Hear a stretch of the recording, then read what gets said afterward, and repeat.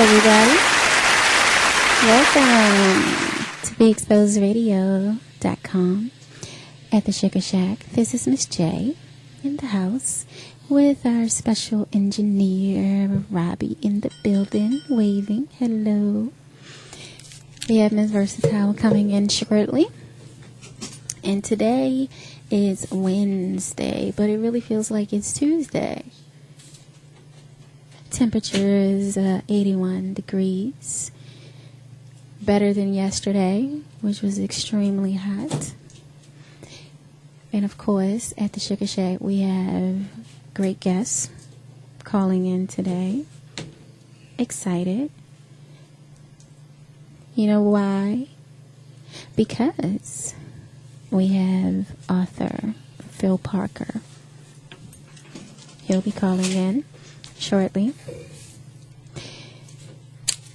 We have motivational counselor also, Sheena D. Lewis. She'll be calling in the 6 o'clock hour. And I have been attempting to post on my crazy iPhone. And that's just been giving me all kind of problems. And this is supposed to be the way of the future, the iPhone, right? Are you laughing at me? iPhones are... I've only had it since December, but before that it was the Crackberry I had, and that was, I won't go back to that. But I've been trying to post for the last 30 minutes while I've been driving, and it's just been circling. So I haven't been able to post anything. So now I'm at the studio, and now my battery is dying. My charger is jacked up. And hopefully my phone doesn't die on me, but more than likely it will. But our first topic, I thought would be very interesting. The bitch switch.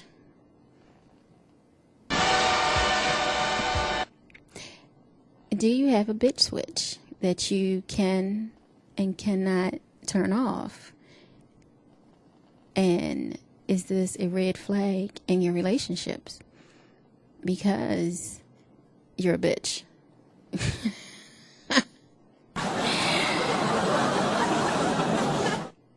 You know, being a bitch could be a good thing, and being a bitch could be a bad thing. And some people know some live bitches. Some people know some mild bitches. Just a little hammer to myself. And shots fired. Thank you, Robbie. And you know when some people just had that bitchy attitude, and you're trying to figure out why do they act like that? Like, why do you feel as though you're entitled to act this way? And that's like probably 2 out of 5 people you might meet a day who have this type of attitude. So if you know anyone that has a red flag on them, and they're the elephant that walks in the room in a social setting, give us a call at 1-855-835-5857, enter 1, or you can text us at 443-642-9403. We'd love to hear from you. That's a good topic, right? Do you know any people like that? When I was working over the summer, our supervisor, who was like the same age as us, made us write a 1-page essay about something stupid. It wasn't that, was it? What? Bitch assness? No.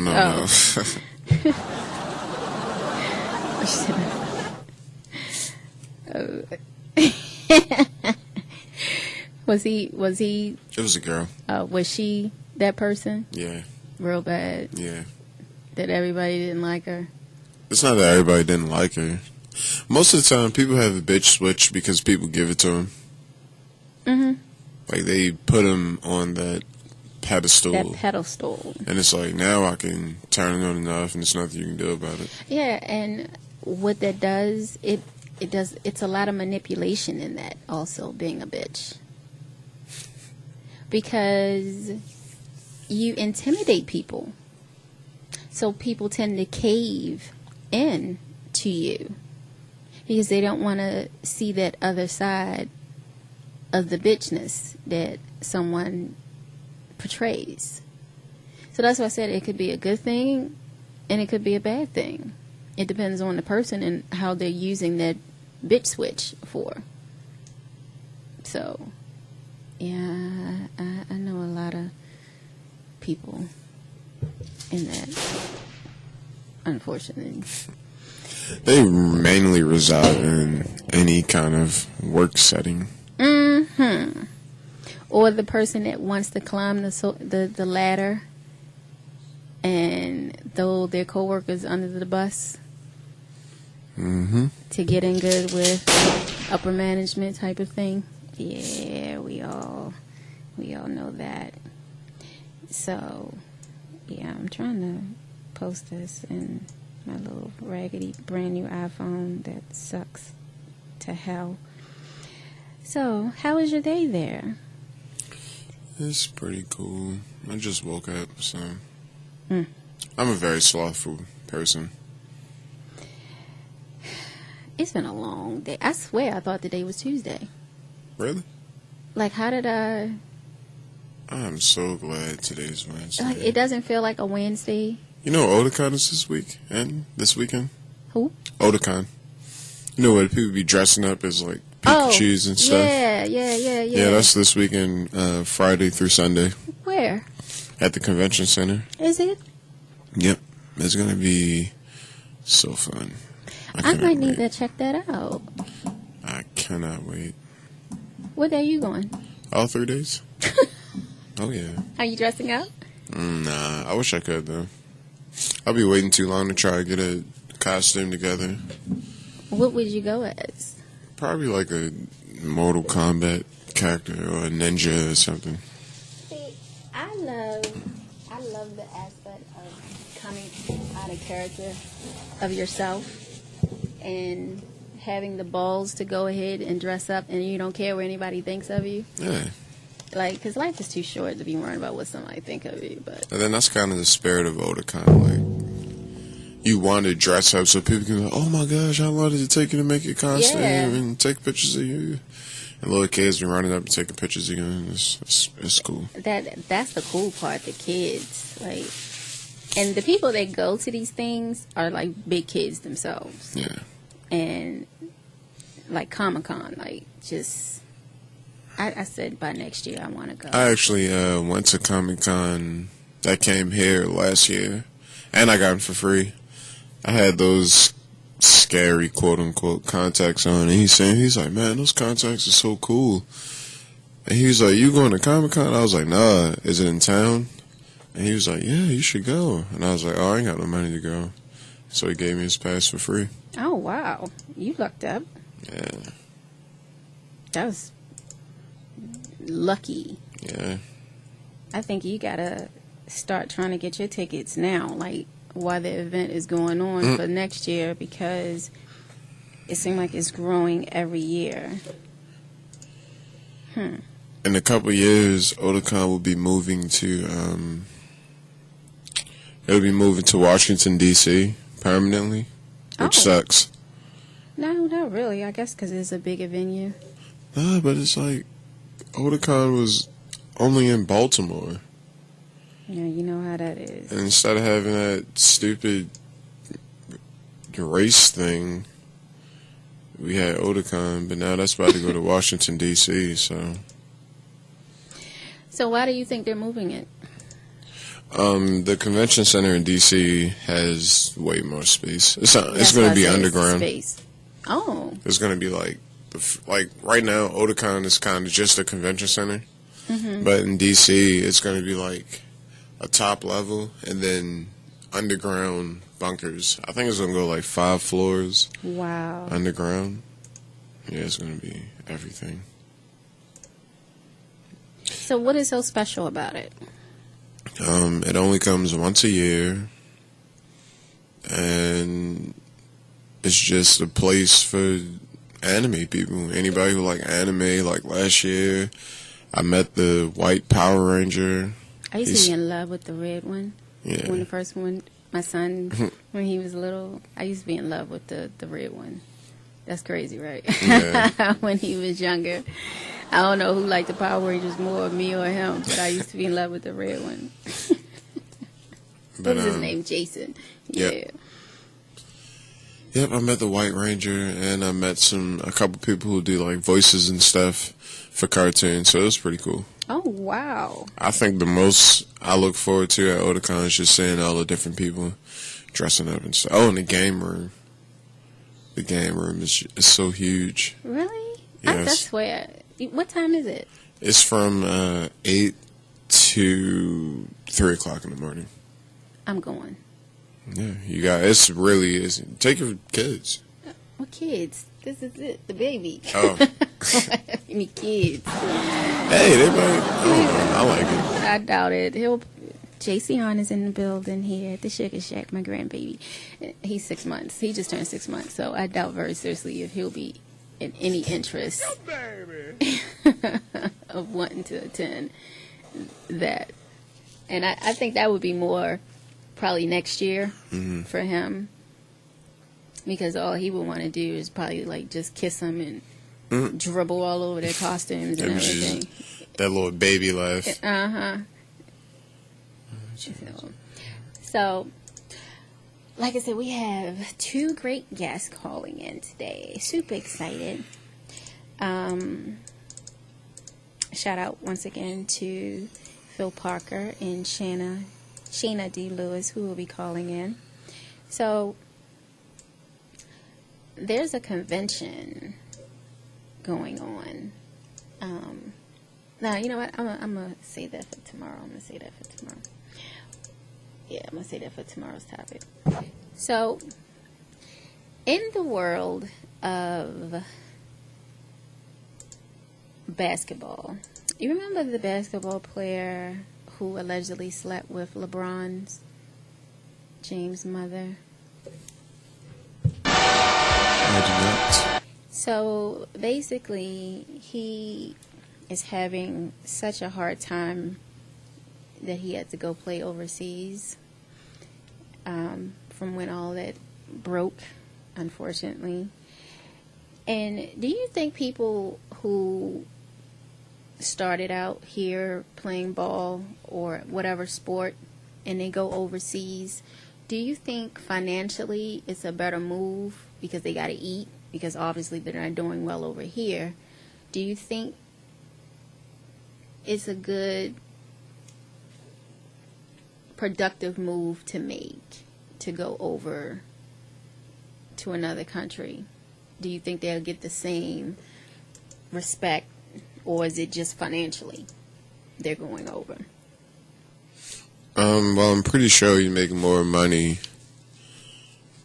over here, so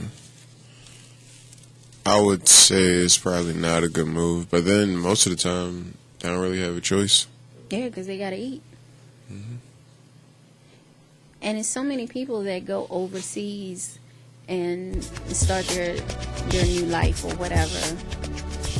And it doesn't have to be in the entertainment field, actually. It's a lot of people that just go overseas for a change of life. Do you think that's something you would want to do? Nope. Go over to a different country? No. Because most people go over to like the UK. They go over to London or something like that. And this is not so much of a culture shock over there, like if you go to another country, because they're pretty much the same over there like there are here. Like Africa. Yeah, I wouldn't do that one, but I would visit, but I know I wouldn't want to live over there. There's too much stuff going on. But isn't that crazy? I know we were talking yesterday about that one of the people from Africa, one of the the high people that work at the White House that came to my job, pertaining to this big scare that's going around in the world. You think it's really real? Oh yeah, it's real. So he's here? Yeah, it's here. Yeah. So we had, like I said, one of the big people from the White House over there, and then one of the presidents from one of the countries over in Africa. They were there also at my job, and you know, the whole hoop-de-doo of 6 or 7 bodyguards and entourage and some more stuff. Real crazy. Did you get his autograph? No. It wasn't the president, but it was the president of one of the countries over in Africa, and then one of the higher people in the White House had came over there, and so this whole Ebola thing is real. We'd like to hear from you, Shackers, about that also. What are your thoughts on this whole Ebola scare that's going around, from it being in New York, Atlanta, North Carolina? It's just slowly moving around. It's contained, that's what they say. Give us a call at 1-855-835-5857, enter 1. Or you can text us at 443-642-9403. Yeah. It's kind of like a zombie apocalypse thing. Like, if I get bit, just kill me. Yeah. Just kill me. Yeah. Just kill me.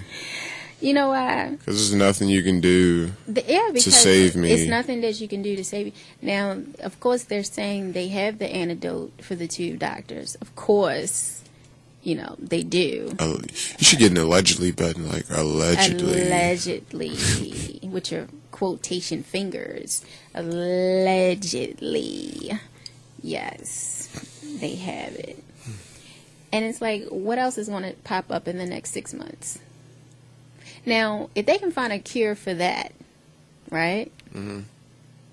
Just that quickly. What about all these other diseases that's been around? Like AIDS. Exactly, for forever and a day. So, in a matter of, 2 weeks, they found a cure? Less than 2 weeks, they found a cure. And how long has the AIDS epidemic been around? Cancer, diabetes, gonorrhea, syphilis, chickenpox, the common cold, nasal congestion, diarrhea, upset stomach, abscess on your lip.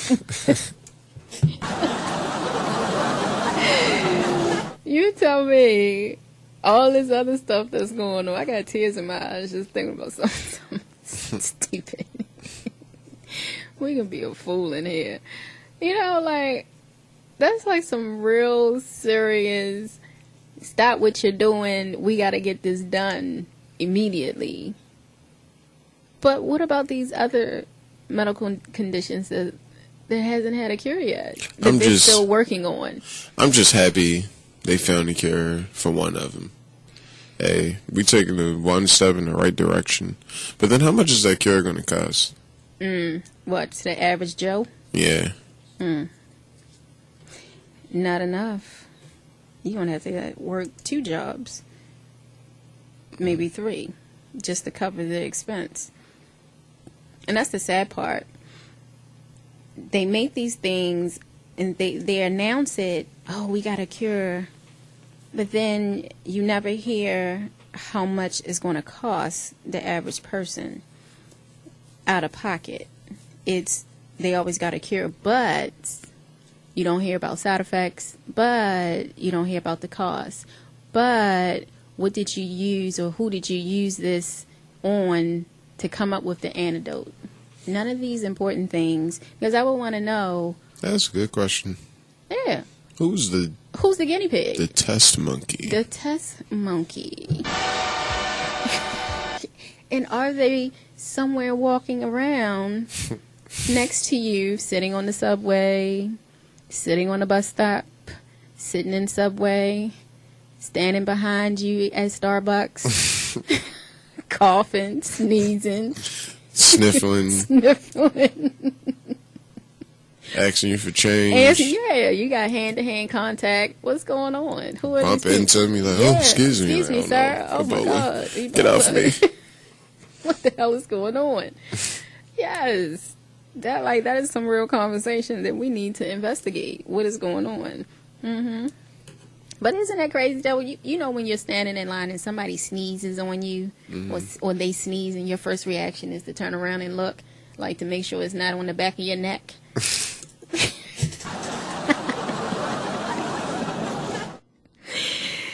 To make sure that the person, and you might not have to punch them in their face because they sneezed on you. Yeah, easy. Because you know the common way, well, the uncommon way people sneeze, you're supposed to sneeze on your arm. I've seen people sneeze in their hand, not wash their hand. I've seen people sneeze on their leg. Yeah, just imagine that. Okay. That's interesting. I've never seen that. Like, they literally lifted up their leg while they were sitting? Yep. I've never seen a person's spine bend to that degree just so they wouldn't sneeze in the air. Like, your arm's right there. Come on. That's very interesting. So, sneezing on the leg. True. Wow. But when they did that, did they realize that it's airborne and it's going left, right, north, and south? And east. And east. And next to me. And on my shoulder. And on your shoulder. Or on my leg. Or on my hand. Because I could be standing or sitting right next to you. Ugh, disgusting. You know any big, well, other than Monty, like the biggest germophobic person I know. Monty is a real germophobic. My girlfriend's pretty germophobic. My daughter is very germophobic. She's not that bad, but I've seen worse. But we're getting ready to take a break, Shackers. And we're going to come back with one of our guests. This is Miss J on BigExposedRadio.com with Engineer Robbie and Baby JC on in the house at the Sugar Shack. We'll be back.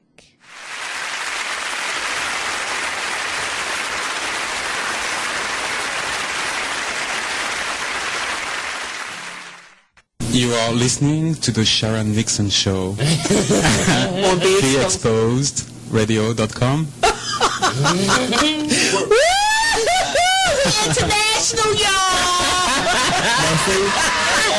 Do you have troubled skin, acne? With Proactive, you can heal your acne and help prevent new breakouts. Right now, in this radio area, we're looking for just 50 people with moderate acne to demonstrate exactly how fast Proactive works. The first 50 callers who qualify can try Proactive risk-free for 60 days. Call 800-388-7152, 800-388-7152, 800-388-7152. Did you guys hear about that St. John student who was kidnapped and all of a sudden she was found? She staged a kidnappation because she didn't want to tell her parents that she was expelled from school.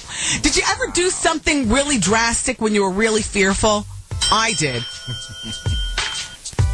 Did I ever tell you about the time that there was knocking outside of my apartment door and I was doing something really awful inside, didn't know what to do to cover up my naughty nation? So I opened up the refrigerator and poured ketchup on a Tampax. And I can't tell you the rest of the story, but the vinegar neutralized it and made it all smelly and blood-like. then I let it drip down my leg. And position myself with I threw a little ketchup on the carpet too, and vinegar and whatnot. Did I write about that in my autobiography? No. There's some morsels I like to save, or maybe some things that shouldn't be told.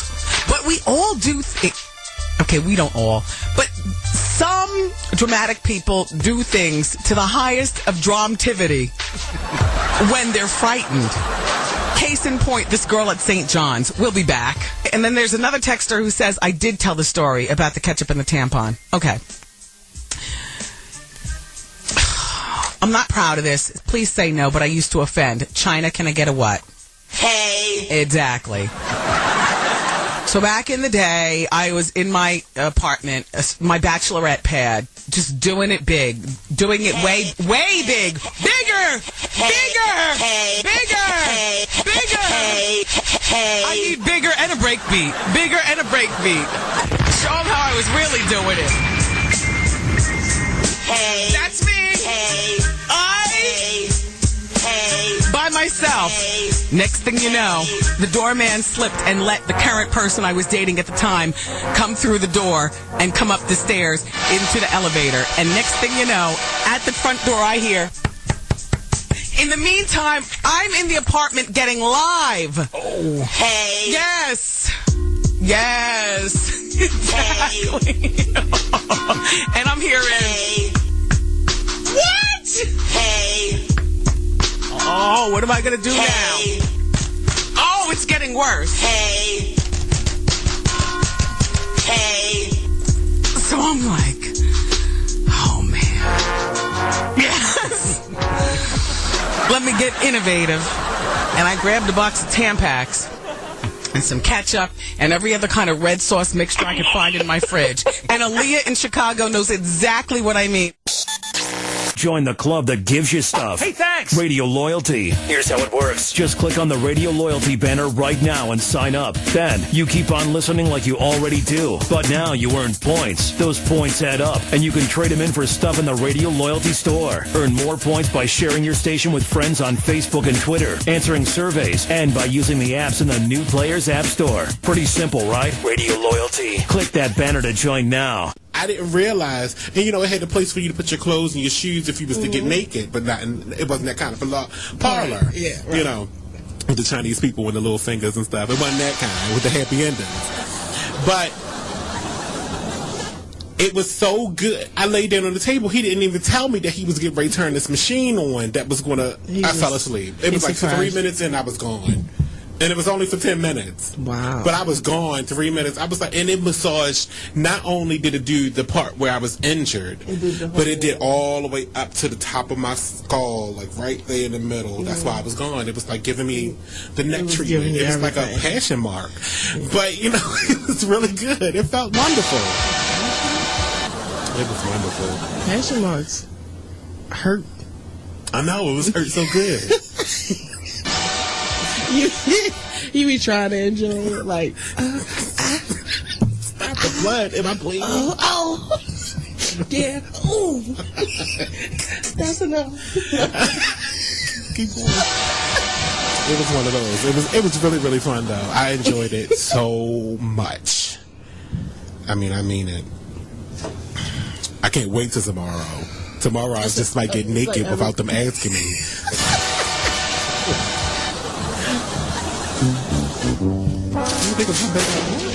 Why are you naked? What you got to stay on? Kill the visual! Kill the visual! Like this. Like I am ready.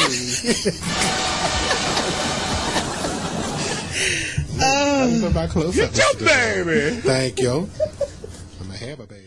From north, east, south, and west, you're listening to BeExposedRadio.com. Hi, I'm LeVar Burton, and I'm proud to be a book person. How do I choose a book? Sometimes it's the cover, sometimes it's the title. I guess I'm pretty visual. If a book's really impressing me and the writing is really good, I will peek and see what the last paragraph is. Because the endings of books should rock you. I am a book person. And if you're a book person too, read to a child and spark a lifetime of ambition. Join me at bookpeopleunite.org because reading is fundamental. A public service announcement brought to you by Reading is Fundamental, Library of Congress, and the Ad Council. Green light. Hey girl, school zone. I'm getting hungry. Car changing lanes. You want to meet me for pizza? Stop sign. Intersection clear. Yeah, street. Pizza sounds good. Ballin Street? Girlin Street! It's hard to concentrate on two things at once, like texting and driving. Stop the text, stop the wrecks. How will you stop texting and driving? Tell us at stoptextstopwrecks.org. Brought to you by the National Highway Traffic Safety Administration and the Ad Council.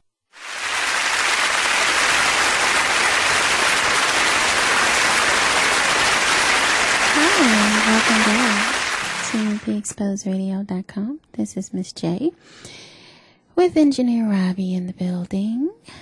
And we are back at the Sugar Shack waiting to discuss, finish up our topic, turning off the bit switch.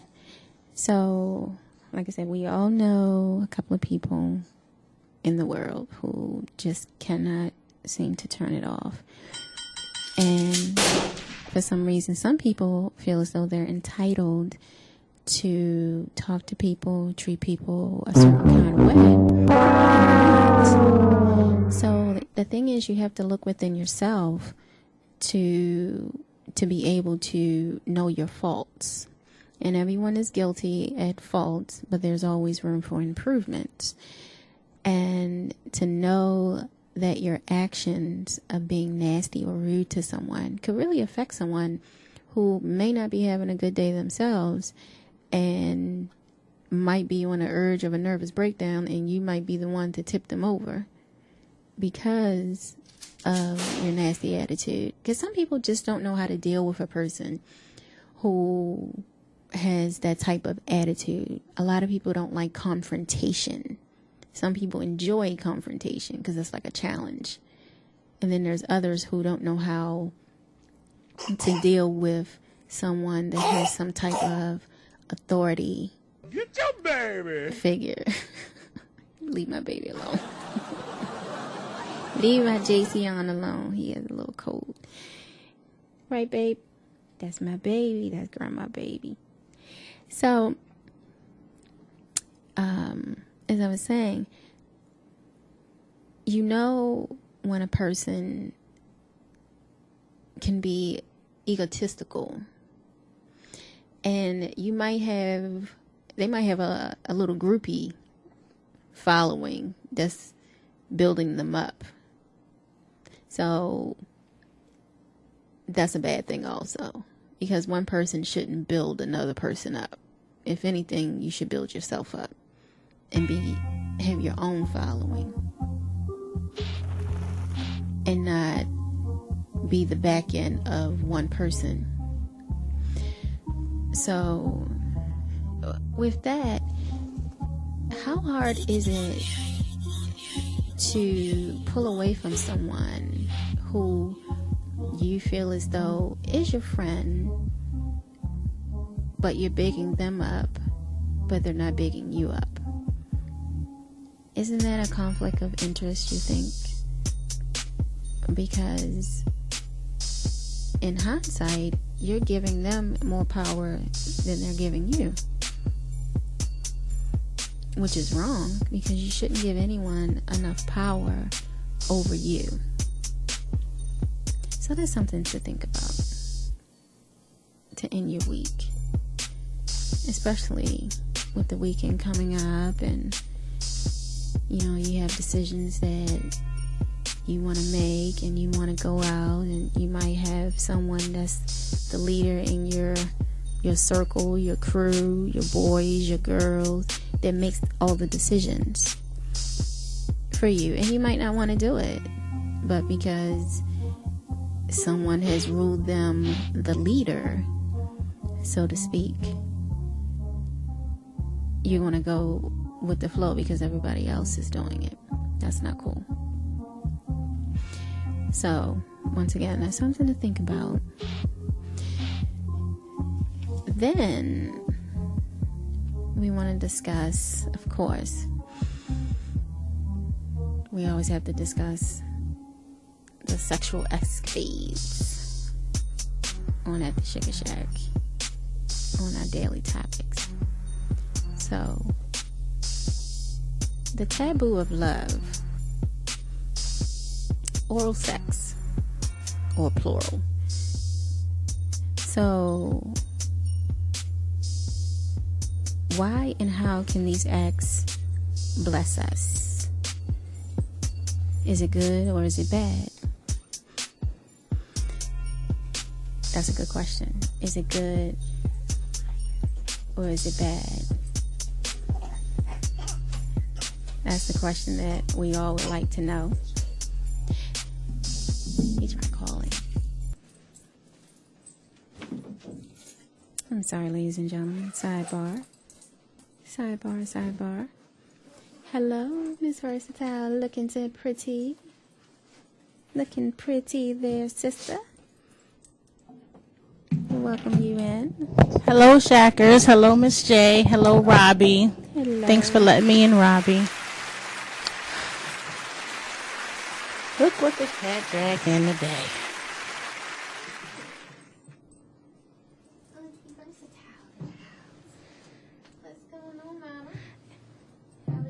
It was good. I had a good day. That's good. How was your day? It was great. I just said it feels like it's Tuesday and not Wednesday.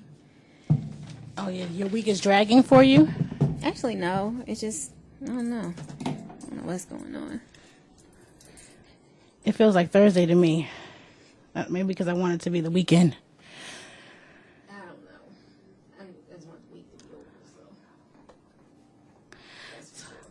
So I didn't get a chance to listen as I was coming in, but I did see on Facebook our guests and the topic. I'm trying to post our other guests. We're having a little phone issue. Did you see him yet? Calling because he said it went straight to voicemail. He said it went to voicemail the last time. Make sure he's pressing 1. Okay. All right, let me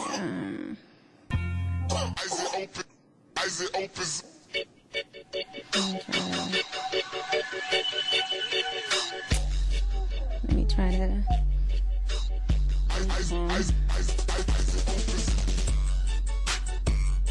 hold on.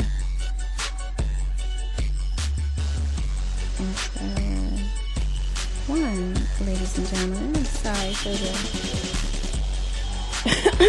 dead air here. We're trying to get our guest through on the phone. Mr. Phil Parker calling in. Super excited. I'm excited. I'm always excited about our guests because Jay picks the best guests. I'm actually excited and I'm hot, so I'm going to turn this air on. I know we have a little visitor. That's why I brought the blanket. Okay, good, because just until I get my body temperature down, be quiet. I don't need that today. You're already back there. And guess what? I was in the lobby waiting because the door was locked, and I got hot. Okay? And I just cool down just to get my body temperature down just a little bit. That's fine. Poor baby. 7. So, while we're trying to get our guests in on the line,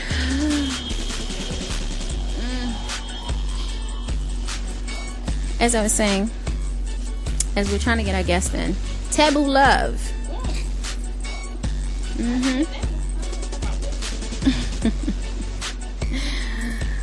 Why and how can these acts bless us? So, oral plural or more. You said taboo love. And what is the definition of taboo love, Miss J? The forbidden areas of sexual satisfaction. Forbidden areas? Yes. Like different orifices? Yes. What did I walk into tonight? Good. Saved by the telephone ring. Thank you. Thank you. Hey. Is this Phil? It is Phil. Is this Phil Parker? That's me. Can you hear me okay? Yes. Mr. Phil Parker is in the building on Big Exposed Radio at the Sugar Shack. Thank you, darling, for calling, and sorry for the phone difficulties. That's no problem with me now. That's the main thing. Yes. How's your day been? How's things? How's things with you? Testing. You are on. I'm so happy that you are here with us. How you doing, Phil? This is Miss Versatile. Welcome. Yeah, thank you very much. Thank you. It's late at night here, so everyone's a little bit quiet and sleepy, but here I am. Yes, it's accent. Please tell our listeners the accent. Where are you calling from? Well, I'm calling from London, England, and I'm living in my house. I'm calling from my house because it's late at night, and you may be interested to hear my house is 130 years old, and in England that's kind of normal. Everyone lives in old houses. Some people live in houses that are hundreds and thousands of years old. Mine's quite a new one, 130 years old, which in America is often seen as a kind of ancient structure. So what is the time zone right now over there? It's 10:30 in the evening, 11:15 in the evening, so about 5 hours behind you, right ahead of you. Oh, okay. So, of course, so excited. I've been talking about you coming on the show. So, as I always ask my guests, because it's always better for my guests to, I can do an introduction, but I always feel as though it's better for the guests to say who they are and what they do. So, do you mind? Okay. So, if you're ready, it's quite a long thing. I'm Phil Parker. Where do I start? Well, I'm an osteopath and a DO, but I'm also a hypnotherapist and NLP practitioner, and I designed something called the Lightning Process, which has changed the lives of thousands of people with chronic illness and stuckness in their lives throughout the world. Also a Hay House author, and I'm doing a PhD in health psychology. And there's a whole bunch of other stuff I do as well, but that'll do to start with. Wow. So, how long have you been practicing? Since 1988. Wow. And what made you decide to get into this particular profession? Well, it was always interesting. I come from a long family of doctors and medics, so I was kind of always intrigued by how the body works and how we work as humans. And then as my practice developed, I started to become really fascinated by how we manage to cause trouble in our lives, how we manage to get in the way of having brilliant lives. And as you probably know, when I was 21, I really wanted to be an osteopath. I was training to be an osteopath, a DO, and I also wanted to be a guitarist, a professional musician. And at the age of 21, I pushed my hand through a plate glass window, severed my hand, and was told I'd never be able to move my fingers again. And I did.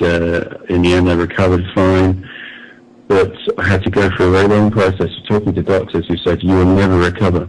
You just won't get your movement back. And I really needed my hands for my job. And when I look back at that time, I realized that my determination to get well was really significant, and the fact that I was able to ignore lots of negative opinions about what I could do. And that got me really interested in the way our mind affects our life and affects our health, and that's how I got into designing things like the Lightning Process and writing this book, Get the Life You Love Now, which is all about how do we become the best us that we could be. It's like when you kind of look at your life and you think, it should be better than this. Actually, I should be doing more. I should be happier. I want to be happier, and I've tried everything. Nothing really works. Well, what I've worked on over the years is developing a foolproof way that allows you to get your life. It's one of the most important books anyone could ever read, because we all want, don't we, to have the best life we can. We know deep inside, we know we're great people. We know we're capable of amazing things, and we're capable of being happy and being content and fulfilled. But how many people often say to themselves, I just feel something missing. I'm just stuck. I'm not getting what I want. I'm dissatisfied. And this book lays it out. What do you need to do to sort that out? And that's the thing, that the motivation, that's a lot of people lack motivation on a daily basis. So being the expert that you are, when you first started out and you decided to go into this profession, what do you think is the number one, I should say, lack of motivation with people? Well, the main problem is not lack of motivation, actually, because if you look at kids, little kids are motivated to get a toy, or to go to McDonald's, or whatever it is that drives them, to excitement. So we all start motivated. What happens, unfortunately, is we get taught that it's not possible, we shouldn't bother, we're not good enough. So what sucks our motivation is our beliefs about ourselves, our beliefs about what's possible. And those things are really easy to change once you recognize what's going on. So people who've read this book, it takes them through recognizing what's getting in the way. You keep on coming across the same obstacles, chances are you're involved. It's something to do with you. So if you find yourself lacking motivation, not achieving what you want to, what you've got to do, you've got to recognize, what are you doing that's getting in the way? And that's not in a kind of blaming way. It's just, once you can see what it is, it becomes really easy to fix. Very often, you may have had this experience. You hear other people's problems, you go, oh my God, it's so simple what they need to do. It's so clear. You listen to your girlfriend, they're talking about that guy and he's no good. You think you just need to stand up for yourself, you need to leave that relationship, you need to get a grip. So easy to be able to do that for other people. What we've got to be able to do is do that for ourselves, really see what is getting away from us having us be the best us in our lives. And this book teaches you how to do that, what you need to do. And so people read this book and they're going to go, oh, wait a minute, this is brilliant. It's so clear. What I need to do is to really recognize when I'm making decisions and choices that are aligned with what I want. And just by doing that will allow you to start to see you can have the things you want in your life. The beliefs you've got about it's not possible, it's going to be difficult, it's stuff that you've inherited from other people who've given you to you and just built into it, and you can shake that up and move on more easily than you could ever imagine. Just need some tools to do it. So why do you think so many people lack success in achieving their goals, so to speak? Because once again, is that part of the lack of motivation? Could be a lack of resources? It's not usually lack of resources. That's usually the least important reason. There's so many success stories of people who do it for no good, and there's equally loads of stories of people who had everything on a plate, college education, loads of money, trust fund, and squandered it on drugs and the rest of it. So it's not about resources usually. It's usually about, again, what do you think is possible for you? If you've learned that life's difficult, life's hard, that is the thing that will keep you stuck more than anything else. Yeah, sure, other things are important, but if you don't have that belief in yourself, in the ability you can achieve your goals, it doesn't matter what opportunities are presented to you, they won't seem like opportunities. So you hear people, we all know people like this, who they go, oh, everything's against me, it's all tough. And you look at the life, you think, well, it's no worse than mine. The opportunities you've got are there. You're just not seizing them. So the most important thing is about motivation a little bit, but it's like, what stops you being motivated? What's separated you from your dream? what separates you from the possibility you can achieve this, you can get what you want. And what it is the conversations you have inside your head. We all talk to ourselves, don't we? The question you've got to check out is, what are we saying to ourselves? Are we saying, hey, you can do this? Or are we going, it's going to be tough, it's going to be difficult. Oh, just as I expected, something's come up to stop me getting what I want. Well, life is tough. You know, and that's the thing. Life is tough, but... It's not. I'm going to have to stop you there. Life is not tough. Life is life. Yeah. If you look at people... I like that. If you're in Gaza, life is life. Yeah. Life is life. Yeah, well, if you're in Gaza right now, where you've been bombed by your neighbours, that's pretty hard.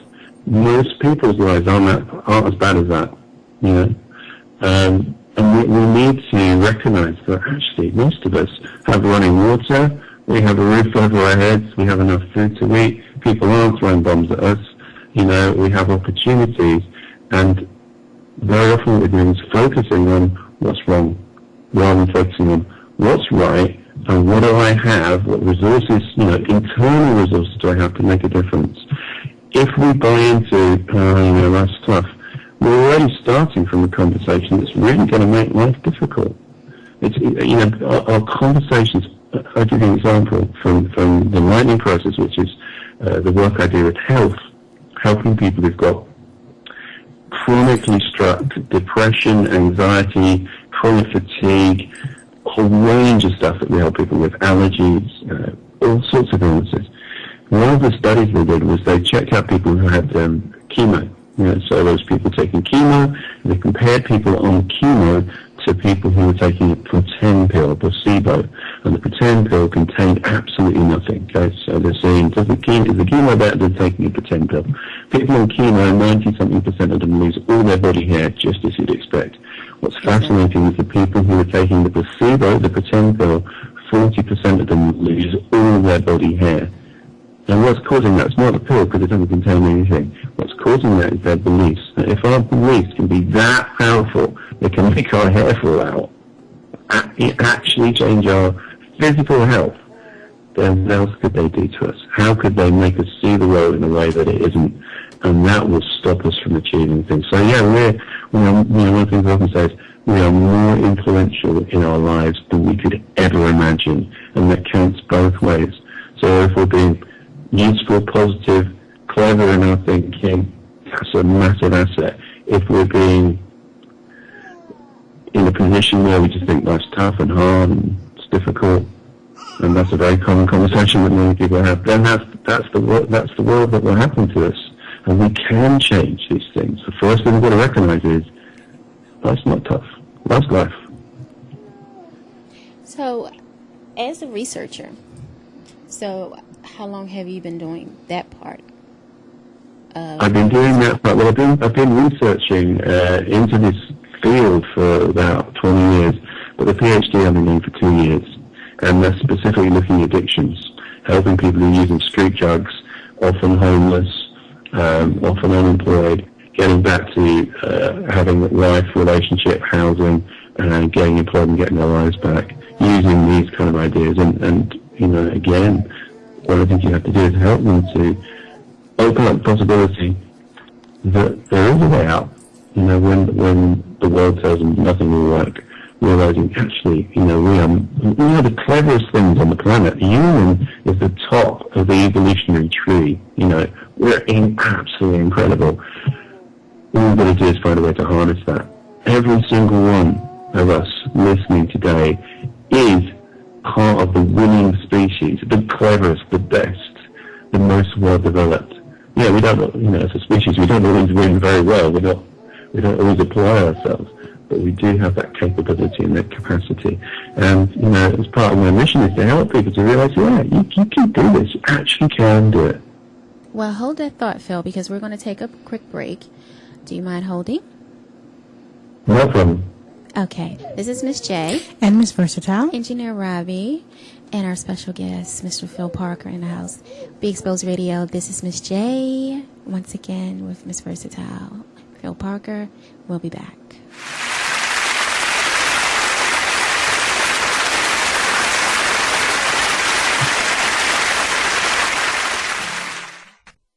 decision. How about that woman who bit into a finger at Wendy's? Well, this is good for our diets, though. Yeah, no problem. Did you know that birthday parties help build confidence in kids? Yeah. Did you know that giving kids less sugar before bedtime helps them sleep better? Oh, totally. Did you know that friendly kids have more friends? Everybody knows that. Hey, guys, did you know that most people think they're using the right car seat for their kid, but they're not? I didn't know that. Parents who really know it all know for sure that their child is in the right car seat at the right age and size. Visit safercar.gov/the right seat to make sure your child is protected. Brought to you by the National Highway Traffic Safety Administration and the Ad Council. Check out what you missed on the Lady O Show. To I'm her nutritional producer. program. Our producer is And here. you got a phone call Excuse coming me. in right now. Okay, great. Say hello. Hello. Hello. Hello. It's That's Sharon. Sharon. Hi, Sharon. How you doing tonight? This is not a Sharon. Who's that? Oh. She's going to be anonymous. I hate it. Oh, you're supposed to be okay, I understand. That's okay. I was really going to play it, but I was like, she probably figured out who you are, Sharon, so just stop. Hi, how was your first show? It's great. Am I I'm live? excited. Am I live? Yes. Oh, yeah. Hey, y'all. How y'all doing? So how's your first show? So far, great. I'm excited and just nervous, but we're gonna rock it out. He's making me feel. My producer is making me feel comfortable. So I'm here with that's him. what he does. I'm in his capable hands. Yeah, he'll loosen up in a couple of weeks, so just I'm warning you, it gets real. It gets oh God! So I'm almost nervous now. Stay prayed up, man. Stay prayed up. So I'm gonna have to stay prayed up. I'm gonna have to go to the altar on a daily basis. Maybe you can take Marty with me. And I need to put him on the altar. Oh, you know I'm not going. Oh, you know what? I'm going to take him to church with me. I'm going to have to get dump some oil on his head. Well, I just wanted to call because I'm on my way home. I just left my office, and I just wanted to call and wish you congratulatory on your first show. Thank you so much, Sharon. Thank you. I appreciate that. You want my phone? Okay, it's hot, y'all, so I'm hanging up. Bye. So have a good evening. Bye. Love you too. Bye. Thanks a lot for calling in. And that was Sharon from the Let's Talk show that comes on every Wednesday at 8 p.m. Great. Awesome. So that was great. She checked in on my first show. I feel honored. So check out the Lady O Show each and every Thursday right here on BeExposedRadio.com. From north, east, south, and west, you're listening to BeExposedRadio.com.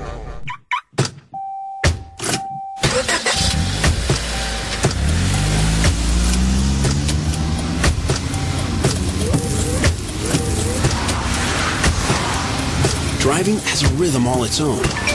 Don't wreck it with a text. Before you get behind the wheel, silence your phone. Or better yet, designate a texter. For more text-free driving tips, visit StopTextStopWrecks.org. Brought to you by the Ad Council and the National Highway Traffic Safety Administration. Green light. Hey girl, school zone. I'm getting hungry. Car changing lanes. You want to meet me for pizza? Stop sign. Intersection clear. Yeah, street. Pizza sounds good. Ballin Street? Girlin Street!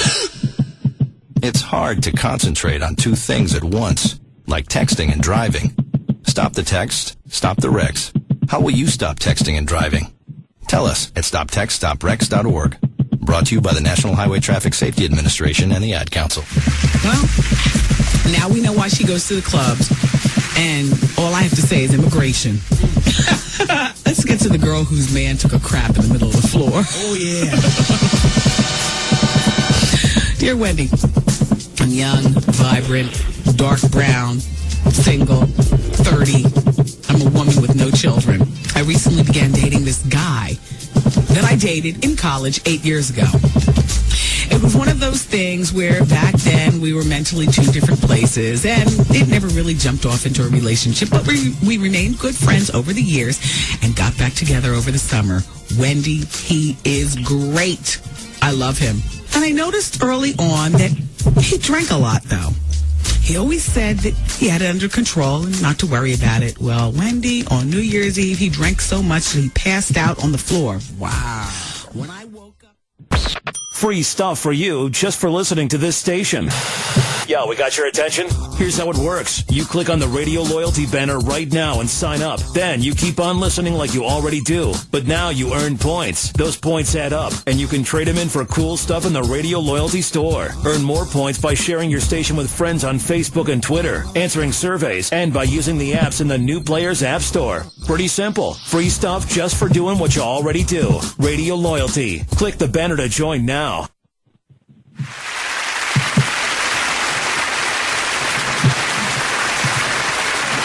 Welcome back.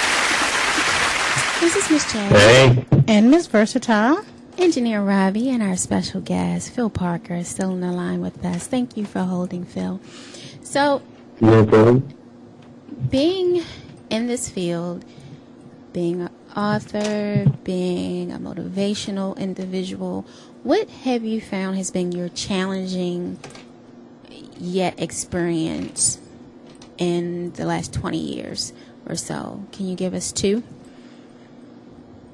That's an interesting question. Challenging experience. Well, I think probably the first thing was when I severed my hand and was told I would never be able to recover. That was pretty challenging. I think that when you get those kind of challenges, though, that they are a wake-up call to look at the world in a different way. And when I work a lot with people with serious issues, addictions, health issues, very often when we get over them, they say, sounds kind of weird, but that was one of the best things that ever happened to me. A difficult journey. I'd rather have not done it that way, but it did work me up to what I needed to do. And for me, I guess the other challenge has been the work that we're doing is so groundbreaking. It's so ahead of the curve and the wave. But there's a lot of suspicion about people who say something can be done when everybody thinks it can't be done. Instead of people being excited about the idea that change is possible, you often get the opposite. You get people kind of going, that must be wrong. It's too good to be true. And that phrase, it's too good to be true, is a very strange phrase, because the opposite of it would be, it's so bad or average that it must be true. And that's just not my experience of life. That it's too good to be true. Actually, it's probably true. It's absolutely amazing what we can do. Otherwise, we'll just ignore all the changes. All the major changes in science and healthcare have come from new ideas, unexpected ideas that just weren't following the pack.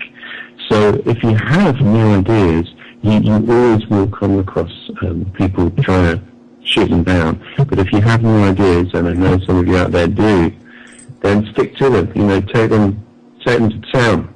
Have them in the house, because that's where real change happens, by allowing yourself to trust and believe that actually you are here to make a difference, do something really nice. And that's a good thing. And thank you for... I'm sorry, go ahead. Oh, okay. Thought you were going to ask a question. Thank you for sharing the enlightenment of what you're doing. And I wanted to extend the offer for you to always come back to be able to participate on At the Sugar Shack. Where can our listeners be able to locate you, find you, and speak to you for any type of encouragement, advice? Best place to find me is search for my name, which is Phil, P-H-I-L, just the one L, Phil Parker, P-A-R-K-E-R, just like Colonel Parker, Elvis's manager, Phil Parker. You can find me at philparker.org. You can find me on iTunes. If you look for Phil Parker, you can find me on YouTube. You can find me on Facebook and Twitter. Just look for Phil Parker and you'll find me there. And you can check out my books on Amazon, Kindle, all that kind of stuff. And loads of free stuff. We give away lots of stuff. So it's free podcasts on the trainings that we run, the Lightning Process, NLP trainings, the work we do with addictions. All those things are really, really successful. And go to our website, philparker.org. If you sign up to the newsletter there, you get loads of free audio programs and discounts and all sorts of stuff. So check that out. philparker.org is the place to find me. great. And we will be posting it so everyone can be able to find you. So I wanted to, like I said, extend the offer for you to come back, just to follow up with you to see what's going on in a few weeks, if you don't mind. Yeah, I'd be having a word. Just drop us an email and we'll sort something out. I'm actually in the States for the next few weeks. I'm in California, so I'm not sure how available I'll be. But send me a message. My team will always respond. And check out the book, Get the Life You Love. You know, if you wanna have a life that's better than what you got, that is the thing to do. It's just like rocket science. Such a clever way of thinking about your life. And believe that if you have those dreams, those desires, then you can have them. You know, we are amazing people. So allow yourself to step up and be the you that you know you can be. That's right, to be all that you. I like that. So thank you, Mr. Phil Parker. Phil Parker. Okay, guys, you take care now. Thank you, too, Mr. Parker. It was great. Okay, good to speak to you. Bye. All right, bye-bye. Get some sleep. Ladies and gentlemen, Phil Parker. What are you over there doing? I was about to post on our page. Why are you blowing me up? Because you looked enthralled in what you were doing. Oh. That's all. So, ladies and gentlemen, we always do two to three guests here at the Sugar Shack.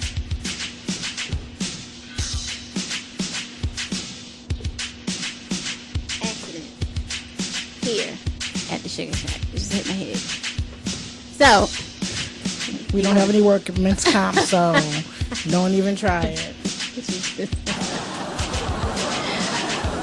be out on the floor, going to the hospital next door. So you ain't gotta go far. I can walk. So we have our next guest, and she's special because, you know, as a woman and Miss Versatile, as a fellow woman and sister, grandmother, another mother, you deal with the same issues as every other female deals with. So we have Miss Shana D. Lewis, LPC / NCC, Clinical Director of Living Well Professional Counseling Services. So she's going to be discussing a lot of different factors that we have either experienced in our lives or know someone that in our lives has gone through. So we're going to give her a call in a few minutes. We're going to go back to our topic. Yes, which one? Taboo love or that bitch switch? Well, I miss bitch switch, so let's go back to that. So the bitch switch is the bitch switch. We all know someone that has that switch that they either can or cannot turn off.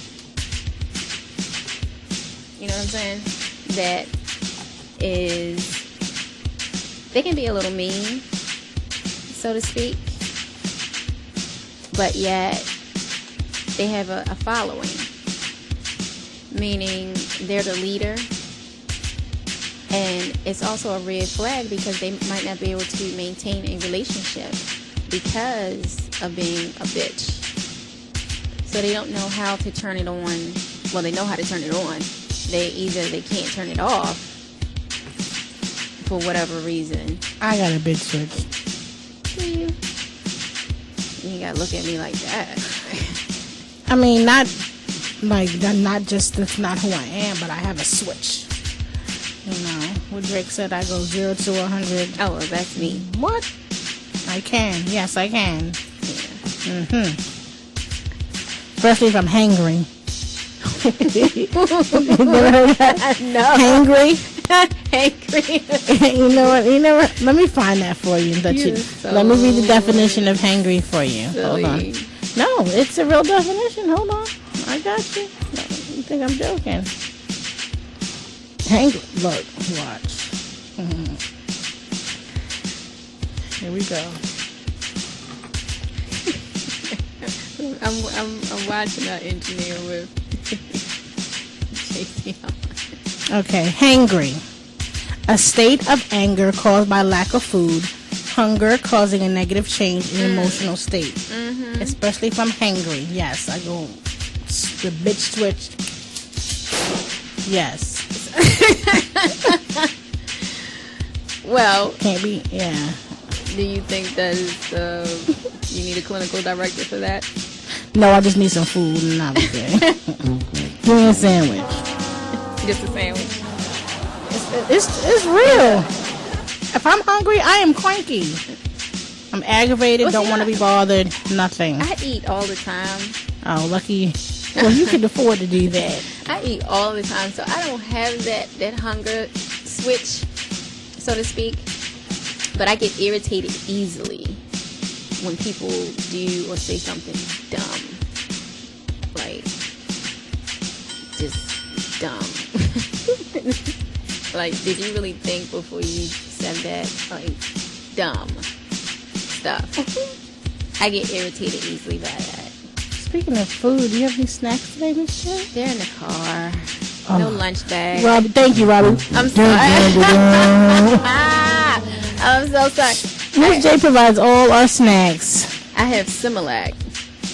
Y'all don't want that. We don't want that. And it's powdered. Yeah, give me. Don't want that. No snacks. They're in the car. I'm so sorry. Miss Versatile sounded kind of disappointed. Did she? I sure did. And let's see, that's everywhere I go because everybody know I carry food with me. And then I always carry some type of snacks with me, and they're disappointed when I don't have food. So I'm sorry, guys. But you won't be here tomorrow, so I can't make it up. So Robbie, I guess it'd just be me and you. Oh, wait a minute. I was coming in for half. Oh, okay. All right. I mean, I'm down here Friday, but okay, yeah. But I'm maybe here for half of the time. All right, that's cool. What you gonna bring? I don't know. Well, of course, the caramel chocolate as of myself. Oh. Okay. That was a delay on the bell. Yeah. Wait a minute. When did you? Some chocolate. Wait a minute. That is hilarious. Did he give the buckshot to me? The baby shot. Okay. Well, I'm still caramel chocolate, So. Yeah.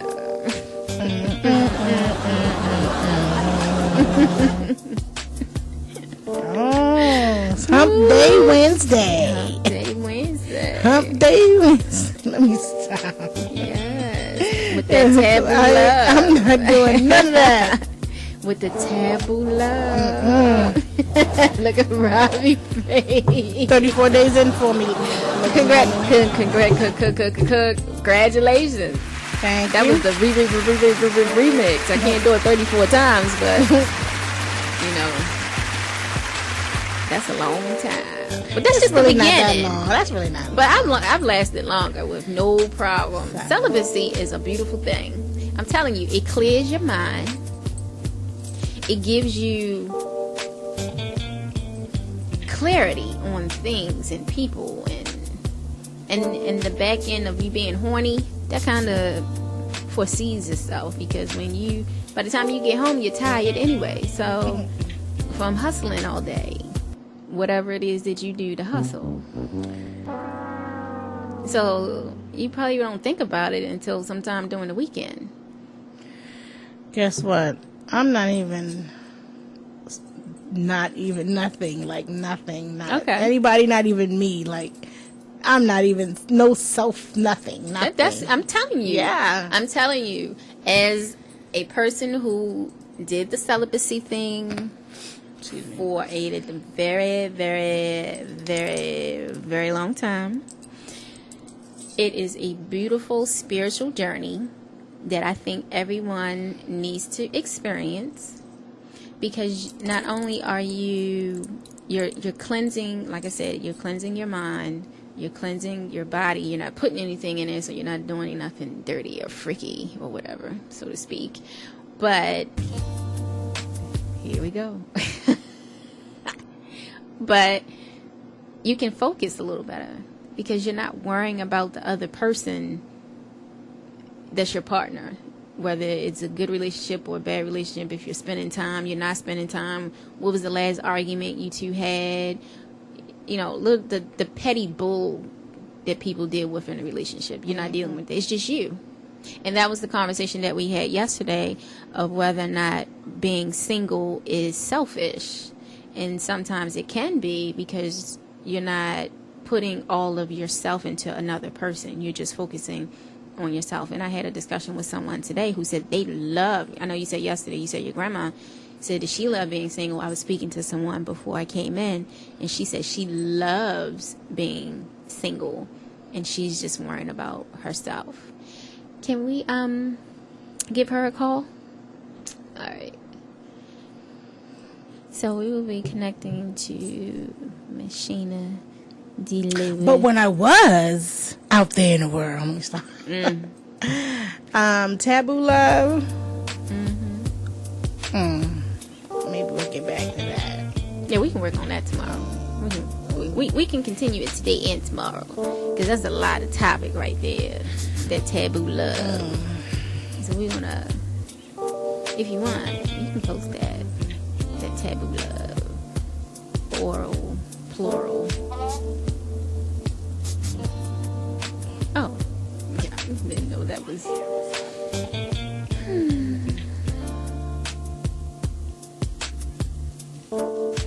Hi, can we speak to Miss Shayna D. Lewis, please? Hey! Hey! This is Miss J. Hey, with our co-host, Miss Versatile, and engineer Robbie in the background on Be Exposed Radio. Miss Shayna D. Lewis is on the phone with us. How you doing? That's good. Thank you so much for being a part of the show. And we've been talking about you and a little bit of what I didn't want to give everything about you. So, what I usually ask the guests is I'll give the brief introduction, but it's always better for the guests to speak on themselves. It's always better. You're always the one better to speak about yourself than a host could, I should say. So, do you mind saying who you are and what it is that you do? Okay, well, I am a licensed professional counselor. I am also a supervisor and a national certified counselor. I am also the owner and clinical director of Living Well Professional Counseling Services, which is a private practice mental health agency in Houston, Texas, where we treat a variety of clients, families, adults, women, children, for a variety of issues: depression, anxiety, stress, grief, loss, relationship issues. So the whole gamut of problems that one might have, we absolutely can treat folks for those things here in this office. Mm-hmm. So I guess in a nutshell, that's who I am on one level. I'm also the executive director of Her Voice, which is a nonprofit organization designed to help women who have suffered domestic violence and who could benefit from a mentoring program. So it's a mentorship program that we also are working with to help women in that way. So doing a lot of different things here in Texas. Hot Texas. Yeah, 102-degree Texas. Yes, ma'am. Oh, my God. Not today. It's not that bad today, but it can get that bad. My God. I know we were crying, and it was 91 degrees the other day. Oh, stop. Yeah, see, that's baby weather. Yes. And humidity to go on top of what we got with heat, so that's even worse. Exactly. So, being a clinical director, can you tell us how long you've been practicing? I've been an independent licensed professional counselor since 2005. I have been in private practice since 2009. And prior to that, I worked at a variety of places. I've worked in the schools. I've worked in outpatient facilities for the government. I've worked in hospitals. I've worked in a residential treatment facility. So I've practiced in a lot of different places, but I just came to private practice about 4 or 5 years ago. Congratulations! That's Thank you. That's a big move. And It is. It is. A great step, I'm sure, in the right direction for your career and Absolutely. your sanity. Yes, I can control my own life. Yes, Exactly. thank you. Exactly. So, being in private practice and doing so many different positions prior to becoming an entrepreneur, and I'm pretty sure you've seen a variety of different situations with men, women, children, so be it. What do you think, dealing with people on a daily basis, what do you think could be the number 2 top reasons for them coming to see you? Wow. I think, well, there's a lot of different things, but relations. Let's do 3. There's a lot of things. There's a lot of things. I think relationship issues is an extreme top reason why people seek help. Because when the people that we're closest to, we're struggling to communicate with them, or it's going terribly wrong, the person who we want to love doesn't love us back, or the children are not listening and behaving and they're going just wild, I'm having a hard time relating to each other. They may not call this depression or anxiety. They just come in saying, I'm having a problem dealing with this person. So it's a relationship issue. We typically are more likely to identify that as our issue versus maybe having an actual underlying actual mental health or emotional issue that's at the core of that relationship problem. So folks may come in saying one thing, but when we get here and we talk, we see that there may be something else going on.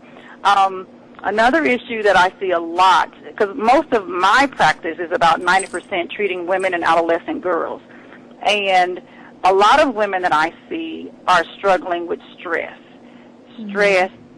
Because as women, we're socialized to take on the world. We handle everything. We take care of the kids. We do all of this, and guess what? We neglect ourselves in the process. So true. So while we're doing all this, everybody else, we're making them look wonderful, and we're just shrinking in the background. And so there's a point where you can only take so much wind out of a sail before it falls, and it no longer moves. And that's when women will begin to seek help, because I can't do the things that I even think that I want to do. I don't want to anymore. And that's a real problem. I see that daily, actually, daily. Do you think what is considered as a working professional female? What is considered rock bottom? Rock bottom could be I can't get to work on time every day because it's hard for me to get out the bed to even get myself together to go. I struggle to maintain my household. Things are falling apart around me. The things I once was very responsible for, I can't remember things, so I've forgotten tons of things, loose ends. Things are falling apart around me. Again, the relationship issue, I'm not getting along with my husband or my mate. I'm not being able to communicate with my kids. If I do get to work, I am struggling to relate to my coworkers. The boss is riding me all the time because I'm missing things, or I'm just missing. I may begin to call in 1 or 2 days out of a week just to say, you know what, I can't come. Women who have been historically very professional, handled all of their business, but got to a point where they hit the wall because we neglected to take care of ourselves along the way. And you can only take so much, and it falls apart. Crash and burn. That's what it looks like. So, we can say that about a lot of things when dealing with, as a female. Yes, trying absolutely. to maintain a household, trying to maintain to keep a roof over your head for your children, trying to maintain employment, trying to, as you said, maintain the boss from not standing out to the boss. You wanting to be the boss. And all of that. That's when that entrepreneurial spirit needs to kick in, because when you become a certain age as a female or even a male, you know that you don't want to work for someone. Because you've taken so much. And so then that entrepreneurial spirit will kick in. But we're going to take a quick break. Miss D. Lewis, Sheena D. Lewis. This is Miss J. And Miss Versatile. And Engineer Robbie. We will be back on BeExposedRadio.com at the Sugar Shack.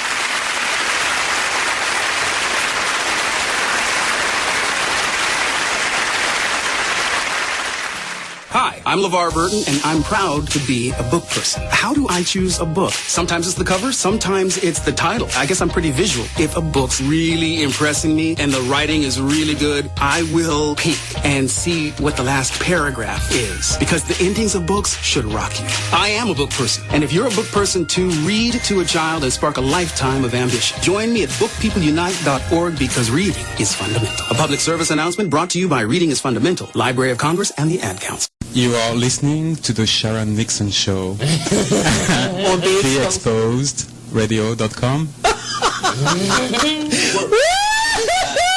International, y'all! Drug, alcohol, and gambling addiction can be devastating for you and your loved ones. Don't let the disease of addiction ruin everything you have worked so hard for. If you or a loved one is suffering from a drug, alcohol, or gambling addiction, call now and get a free, confidential consultation. Help is only a phone call away. Call 1-877-867-3063. That's 1-877-867-3063. Well, now we know why she goes to the clubs, and all I have to say is immigration. Can you tell if the leftovers from this dinner party are beginning to grow bacteria that could lead to severe diarrhea, vomiting, and stomach cramps? Listen. You can't see it either. Get leftovers into the refrigerator as soon as possible. Spoiled leftovers can make you very sick, or worse. Roughly 3,000 Americans will die from food poisoning this year, but you can keep your family safer. Check your steps at foodsafety.gov. Brought to you by the USDA, HHS, and the Ad Council. We're rewarding you for something you already do, listening to us. It's Radio Loyalty, and it's an easy way for you to get free stuff. All you do is sign up. Go ahead and click the banner now. You'll earn points as you listen. Points you can trade in for great products and services in the Radio Loyalty store. You can earn even more points when you share your favorite station with friends on Facebook and Twitter. Radio Loyalty. It's free to sign up, so click the banner to join now. From north, east, south, and west, you're listening to BeExposedRadio.com. We're rewarding you for something you already do, listening to us. It's Radio Loyalty, and it's an easy way for you to get free stuff. All you do is sign up. Go ahead and click the banner now. You'll earn points as you listen. Points you can trade in for great products and services in the Radio Loyalty store. You can earn even more points when you share your favorite station with friends on Facebook and Twitter. Radio Loyalty. It's free to sign up, so click the banner to join now. Anyway, okay, so it's still Advice Hour. Dear Wendy, I'm a 32-year-old man, and I've been married to my wife for 7 years. So, I'm a dog, and I'm kind of new to this family, but I've noticed a trend. My humans do this thing where they go around and get all my toys and hide them in this basket, but it's always the same basket, and it's always the same place, and then they act so surprised when I find them, but I'm like, hello, that's where you put it last time. Humans are the worst at hide and go seek. A person is the best thing to happen to a shelter pet. Be that person. Adopt. Brought to you by the Ad Council and the ShelterPetProject.org. Oh, it can get real healthy here on the Lady O Show. So check out what happened last week. It's only that I substitute the seasoning oil. I use the Mrs. Dash. I use the garlic powder, the garlic seasoning. So it's different things that you can change and still make your food taste really good. So, So what is one of your favorite dishes that you like to prepare now on your new regimen? Well, listen, the other day I made some asparagus soup, and it was absolutely delicious. Next. Oh, next. I don't like asparagus. So he don't like asparagus. So let me give you my second meal was the crab cakes. I did the crab cakes. Now you're talking. Why didn't you say that one first? You're going to go to asparagus. But let me just share with the crab cakes. It had I did it with a Melva toast. That's the one you posted on Facebook. Right, I seen exactly. That. Didn't it look pretty good? I can't even contain it. Oh, okay. Go ahead, continue. But anyway, I'm excited because the Melva toast kind of like kept the crab cake all together, and it was delicious. You changing food preparation and putting in better ingredients, nutritional ingredients, herbs and spices, it changes your life forever. The Lady O Show is each and every Thursday at 8 p.m. live right here on BeExposedRadio.com.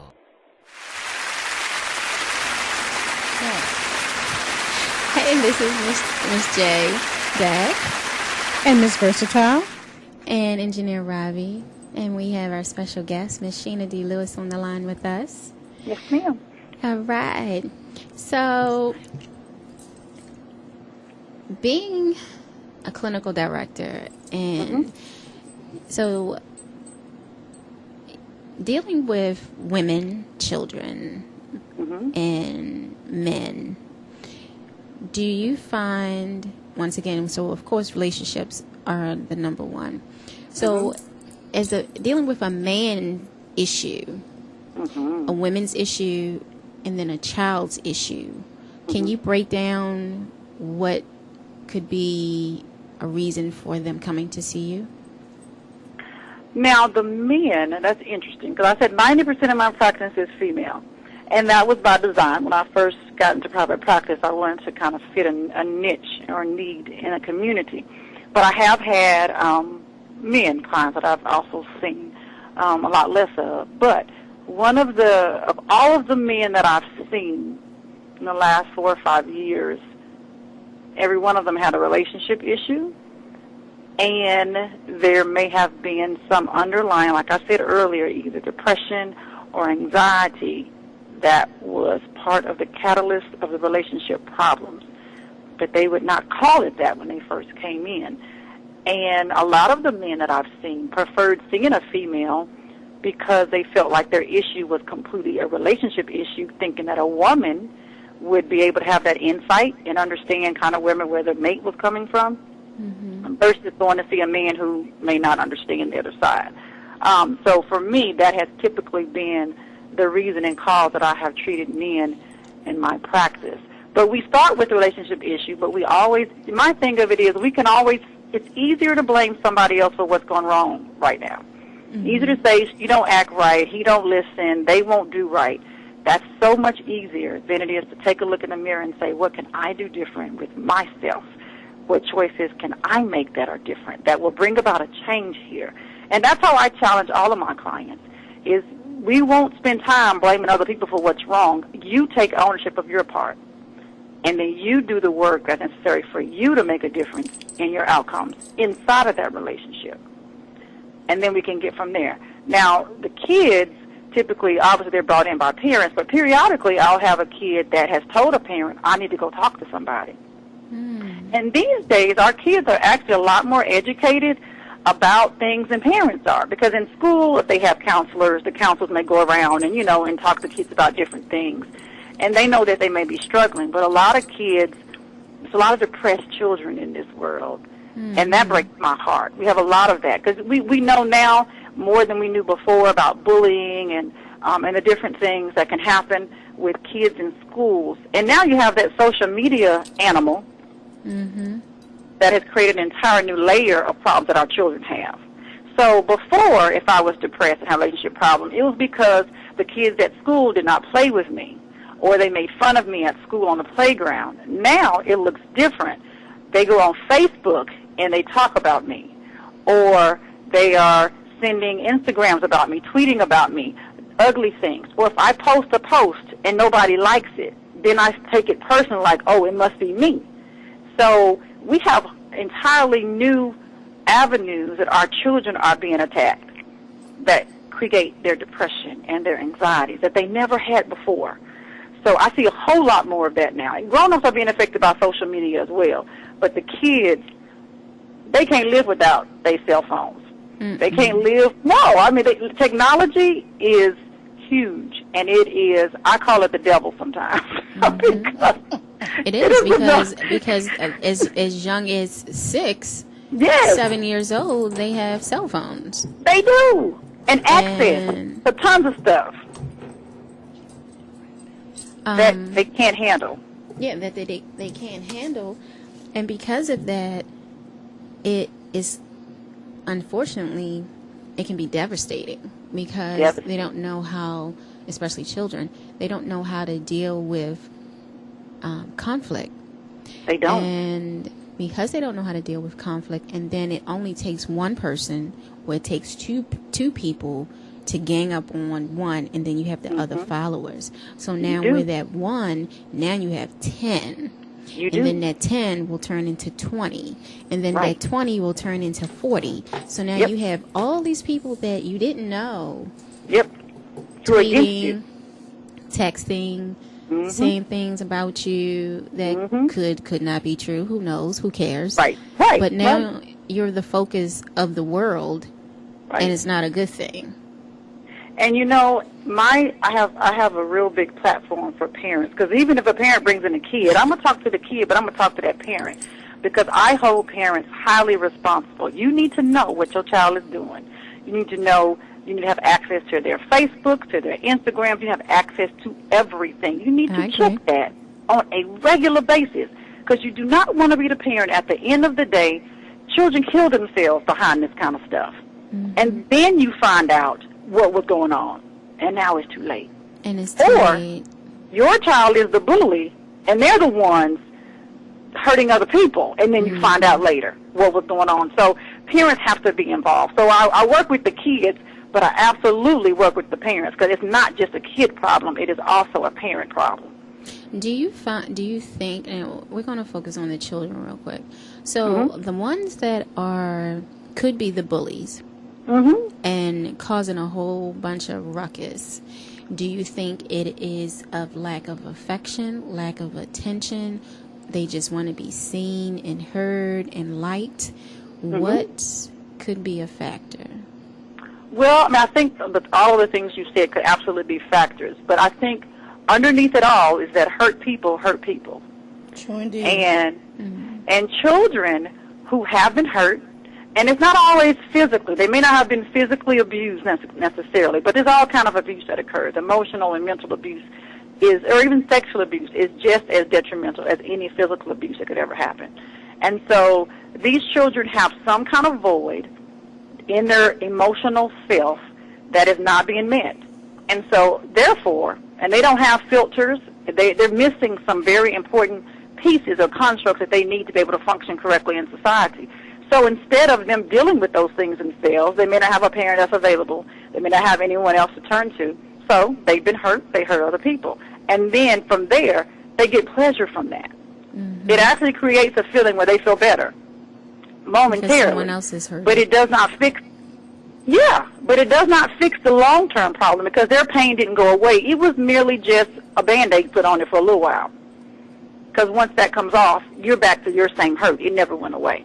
And these kids are typically depressed, and they need help. They need a lot of help, actually. They do. So, to the females now, of course, as a female and, dealt with relationship issues, do you find that the lack of participation from a female, that they might have a partner who does not want them to come to counseling? And who would make it difficult for them? Exactly. I mean, I think women are more likely to seek help than men, and I think that's just across the board. I don't think that necessarily have any kind of ethnicity or cultural barriers. Women are more likely to seek it. If they're in a relationship, most of what I've found, some women don't even tell the mate what they're doing, because they don't want to hear, well, you're not crazy, or you don't need to go talk to nobody. Don't tell nobody our business. No, we deal with that whole very private part of our world. And then if you're in counseling, then they think that you're exposing all of their dirty laundry. Which they are, actually, but I'm bound by confidentiality. Oh, they are. I mean, I'm not saying he's wrong, because he's right. But the reality is I am bound by confidentiality, so it goes nowhere but in the room. But I think that can be a barrier if the woman allows it to be, because other people may not understand your need for seeking help. And seeking help is a really big step. I am a stranger. You don't know me from the man in the moon. And I get told things by people that they have never told a soul, ever. So it is a very, I believe it takes a lot of courage to even seek help, to say that I'm at a place that I can't do this by myself. And so I appreciate that, and I honor that for my clients. And I even tell them that I know this is huge, and other people may not get it. And it can get in the way only if you allow it to. So you could do it and not tell anybody, or you could tell them and be like, you know, they can agree with it or not. But you do. I really work to encourage my clients to do what is best for themselves, to take care of themselves if they're in a situation that is very negative and other people are not considering them, because now it's your job to take care of you. No one else is doing that. It's for you to do. You create your own happiness. You don't wait for somebody else to create it for you, you know. And if getting help is a part of that happiness, then that's what you do. So. And the crazy thing is our topic for today was, do you have a bitch switch? And meaning that switch that you do not know or you cannot turn off. And of course that's going to send a red flag in a relationship. So how would a person who all day, every day is a bitch and they have a following, because you have certain people who don't like conflict, so they follow that person who has this controlling type of mentality, and that following could grow big because they seem like they're the authority figure. And as I said earlier, no one is the authority over you. You are your own figure. You shouldn't follow anyone. Right. You should have your own mind and your own set of rules. And I said, you know, during the weekend, you might have that person who is the leader of your crew, or the speaker, or your girlfriend, or your guy friend, or whatever, that makes the decisions of where you go for the weekend. Right. What club you go to, or where you go out to eat, and you follow them. That shouldn't be left up to a person for your plans or things that you want to do. And you just go along with it. Absolutely. So it's just like a relationship. You go along with it to have peace with this other person. Yep. And that it causes a lot of stress. Yes. Frustration, because it's like you don't anger. have a voice. You do not. Nope. But you know what? I think in those cases, because absolutely I agree with you, that happens often. But you willingly gave up and relinquished your voice when you say yes to things that you don't want to say yes to. You gave away your power because that was a choice you made. It's hard the for me to beauty say of it. No. That's versatile. It's hard for me to say no, especially to family members and loved ones. And I say yes all the time when I really want to say no. So that's something I have to work on. Absolutely. Because at the end of the day, when you've said yes to everybody, you're saying no to yourself, because you have spent all of you. And when it's time for you to take care of you, you don't have anything left. And where are those There is people no at? recharge. Cause you're right. Are they plugging into you, trying to give you some of that back? They going on down the road because they didn't got what they needed. Nowhere to be found. That's a problem. As women, as females, I think collectively we struggle. We've been socialized that way in many ways. And until we are able to realize that we have got to take care of self, whether that means saying no, because no is a part of taking care of myself. The one thing that I ask clients to consider is when you're asked to do things, and I'm guilty of this too because I have a lot of stuff going on and I like to be busy doing things. But instead of always saying yes immediately, tell the person, let me get back to you. I'll let you know. Whether that means I'm going to call you back in an hour, a day or two, give yourself some time to really think, how does this request fit into the other things that I need to get done?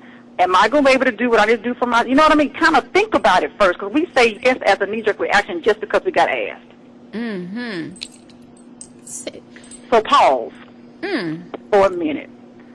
Consider and get back. We don't have to say yes immediately. If yes, after you have contemplated all of that we're talking about, if yes is what you still come to, I can do this, it doesn't interfere, then go with your yes. And it's okay.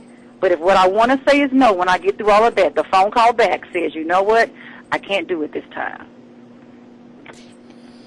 And that's okay. That's hard. I'm just really is. I'm just looking at her because she has such a great heart. And the difference between us, of course, is our personalities always is on the same path.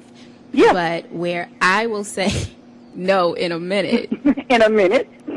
And I'll look at her and I already know she's going to try to convince her to maybe to think about it and consider it. I'm good cop, she's bad cop. Yeah, exactly. So we can get to the yes. That's what we're trying to get to. That's the goal.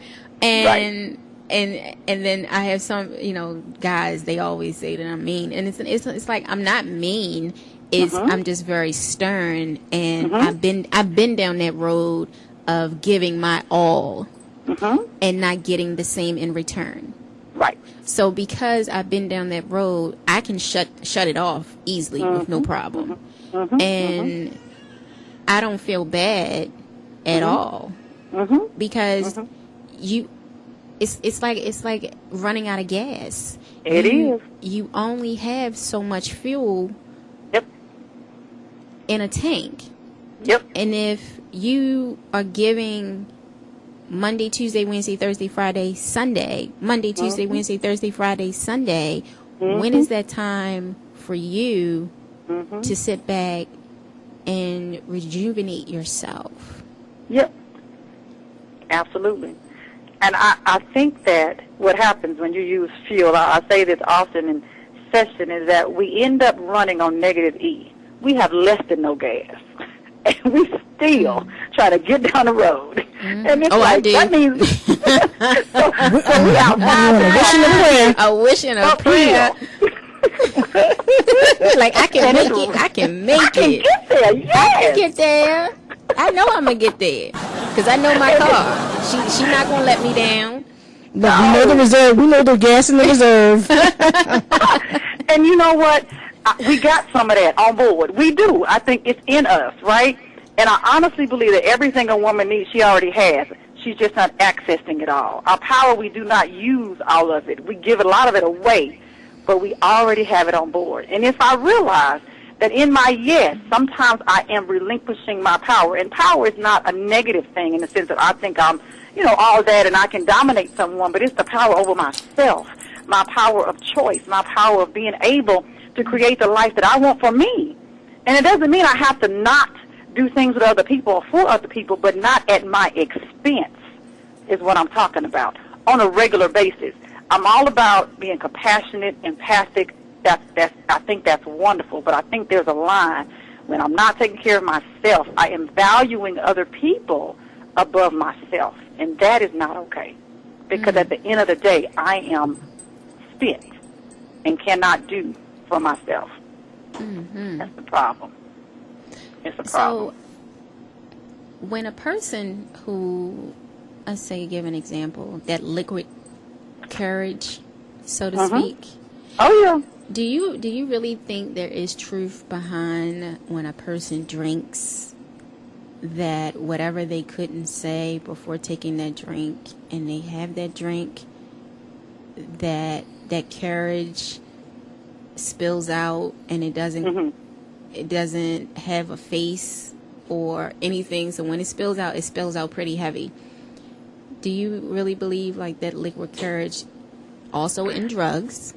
And also it could be behind social media, because everything on social media, you don't see a face. You see a picture, but you don't see a face. Right. Exactly. So do you think a lot of these things encourage people to do and say things that they normally are afraid to say or do? Well, what I definitely believe happens, because the alcohol itself is a depressant as a chemical.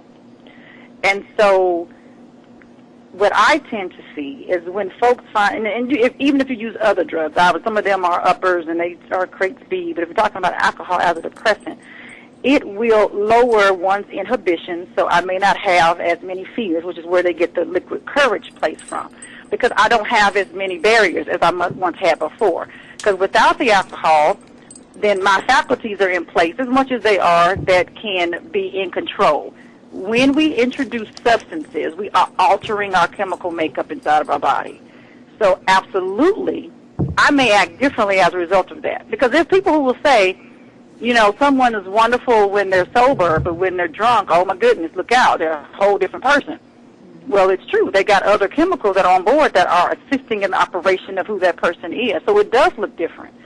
And when someone abstains from substances for long periods of time, they may be able to regain some of that equilibrium of who they are intrinsically without the substances. Because typically, the substance is what's driving that.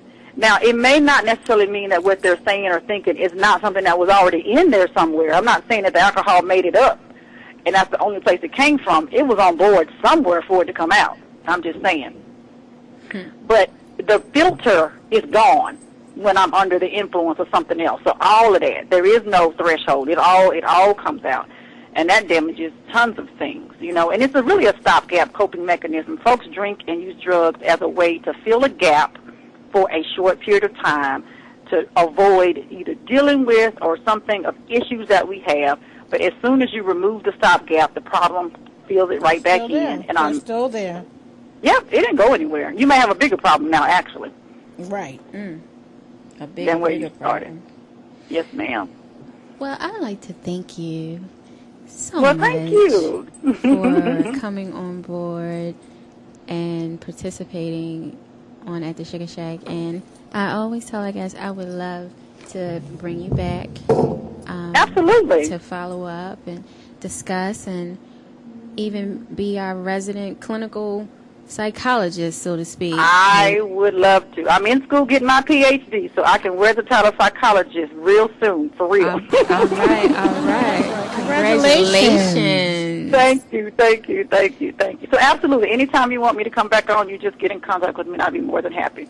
Thank you so much. So how can our listeners be able to find you, locate you, befriend you, beg for some assistance? All of that? Absolutely. So my website is www.livingwellpcs.com. That's LIVINGWELL. P as in Paul, C as in Charlie, S as in Sam.com. livingwellpcs.com. You can also find me on Facebook. Living Well PCS has a Facebook page, or by phone, 713-892-5483, or by email at info@livingwellpcs.com. Can you repeat that for our listeners one more time, please? I sure can. The email address is info@livingwellpcs.com. The web address? Yes, PCS. P as in Paul, C as in Charlie, S as in Sam. The phone number is 713-892-5483. And that website is www.livingwellpcs.com. Thank you so much. You're very welcome. I appreciate it. Well, you ladies have a good evening, and I'll talk to you soon. Yes, you will. Okay. All right. Thank you so much. Bye-bye. Bye-bye. Well, you done it again, Jay. Thank you. Wonderful guests today. Thank you so much. I appreciate this. We need to check I haven't checked our ratings in a few. We need to ask Monty how we're doing these last few weeks. Yes. Monty. We'll ask him when we get off air. And coming up next is the Talk Lately show at 7 p.m. And then at 8 o'clock, you have the Jonathan Rashawn show. Yay. Thank you so much for joining us today, live at the Sugar Shack. I'm your host, Miss J. I'm sorry, Miss Versatile. What's going on? Oh, my goodness. Rewind. This is Miss J. And Miss Versatile. Engineer Robbie in the house. Monty in the building. We will see you guys Signing tomorrow. off. That was funny. This is your host, Miss J. You know why I said that, right?